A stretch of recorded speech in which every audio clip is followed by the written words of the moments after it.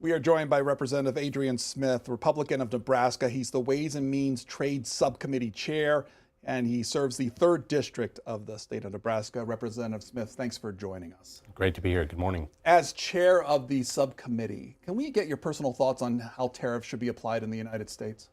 Well, tariffs are something that been around a long time. We've found out that they can have a varied impact at various times, impact the economy as well.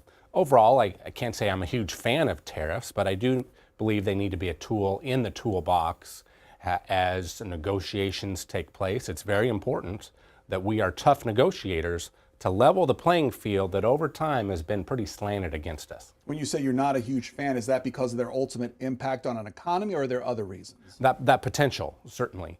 And representing a lot of agriculture, we don't really like it when other countries place tariffs on our products, and we're good exporters of ag products, let's face it. Other countries tend to like our quality and price and value, and so we don't like it when they place the tariffs on us. That said, we need to keep our options on the table as negotiations would move forward. President-elect Trump has talked about a variety of ways to approach tariffs and wants to achieve certain amounts of things with them. Generally, what do you think of the approach he's taking? Well, I think it's important that we drive a tough negotiation. And I've shared this with a lot of folks that we need to level the playing field. Make no mistake. And I think what we've seen over the last 4 years and lack of action.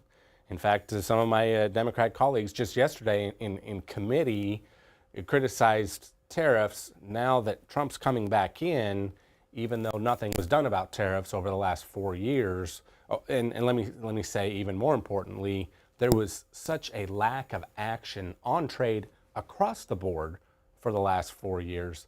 That inaction, I think, is especially damaging because our competitors, our trade partners, expect more from the United States of America than what they've seen in the last 4 years. How specifically then, what would you like to see the administration do to a specific country when it comes to tariff policy?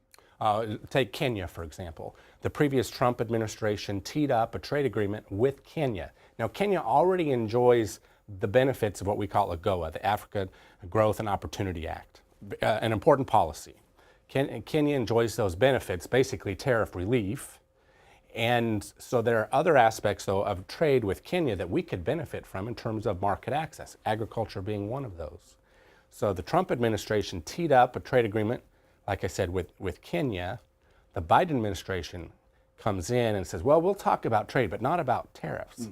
I can't understand why that's been the case when, like I said, Kenya already benefits from AGOA.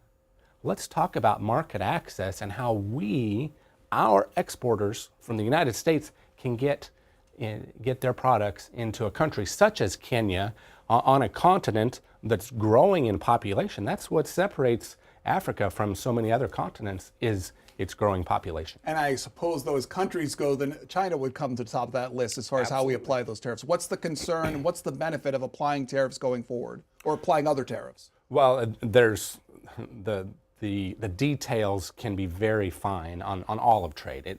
Trade is a lot of work. And with growing technology, diversifying economies, that makes trade even more difficult. So digital, for example, that is an important one because the U.S. leads the world in digital trade. Other countries say, well, that's a great source of revenue, especially if it only comes from another country, such as ours. That can be damaging in various ways, among them access to information and the flow of information. That is important as well. China as a competitor, let's face it, and they are engaging in places around the world where we are not. That's a problem. And I think we will stand to see a vigorous engagement in this incoming administration, especially in contrast to the outgoing administration. We've heard the president talk about tariffs as a tool to do things like reduce the amount of fentanyl that comes in the country and other things. Is that the proper use of a tariff? Well, fentanyl being a dangerous product, that's, especially if we would become dependent on that revenue, that's an unstable source of revenue. I can't see a tariff being a good application there on fentanyl. But he uses that as a means, if we put these against the country responds, or at least can reduce the amount of fentanyl, then the tariff achieves its purpose. Do you think that's a reasonable measure? That can be the case. Again, I think we need to be careful and not become over-reliant on tariff revenue that is probably not very stable. This is Adrian Smith joining us, representative Republican from Nebraska. He's the chair of the Trade Subcommittee for the Ways and Means Committee. And if you want to ask him questions about trade and tariffs and other related issues, 202-748-8000 for Democrats, 202-748-8001 for Republicans, 202-748-8002 for independents. And if you want to text us, 202-748-8003. When it comes to an agenda for your subcommittee and larger for the Ways and Means, what's on the agenda going forward in these first days? Well, we're looking at the pressures on our supply chains. Our supply chains for domestic manufacturers, for example, accessing various products. Sometimes they face barriers. Sometimes those are tariffs as well. So sorting through all of that, the general system of preferences, that's a tariff relief effort.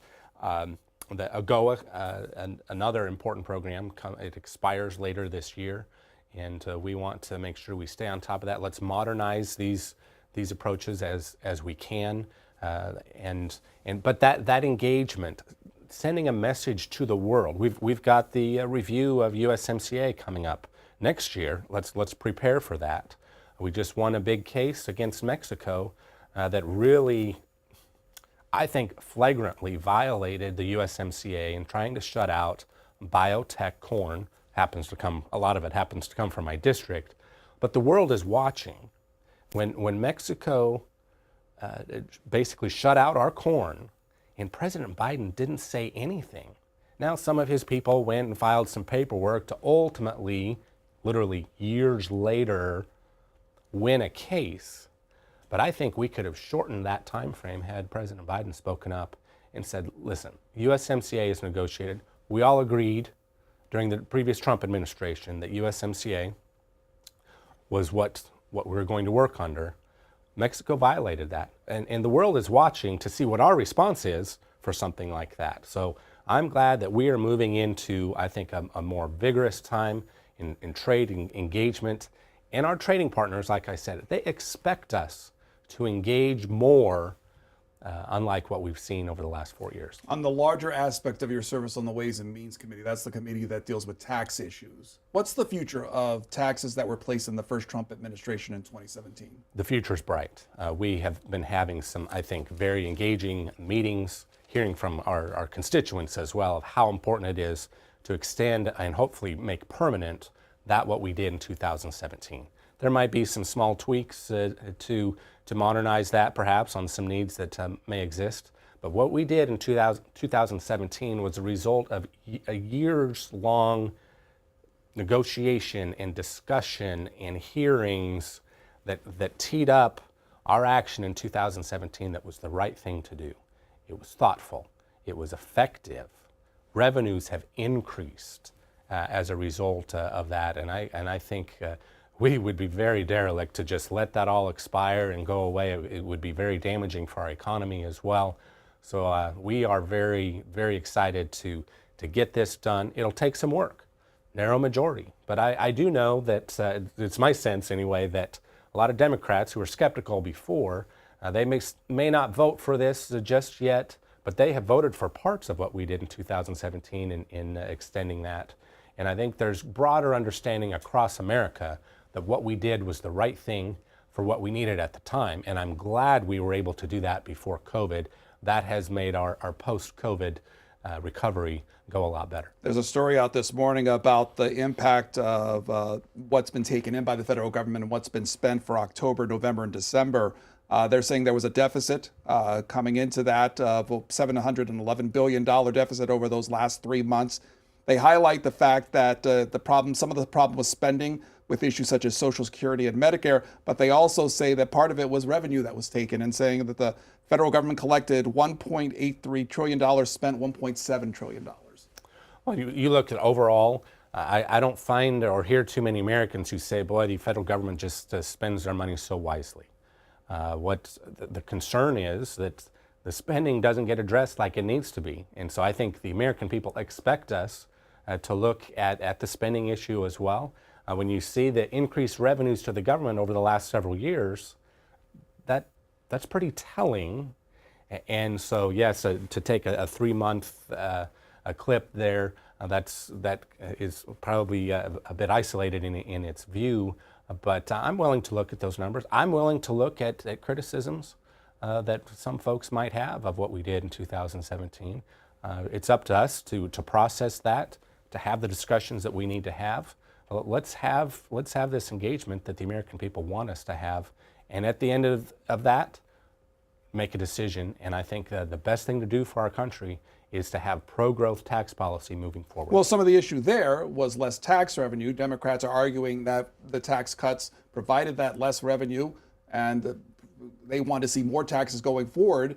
Make the case that at this time, more tax cuts, or at least sustained tax cuts, are the way to go.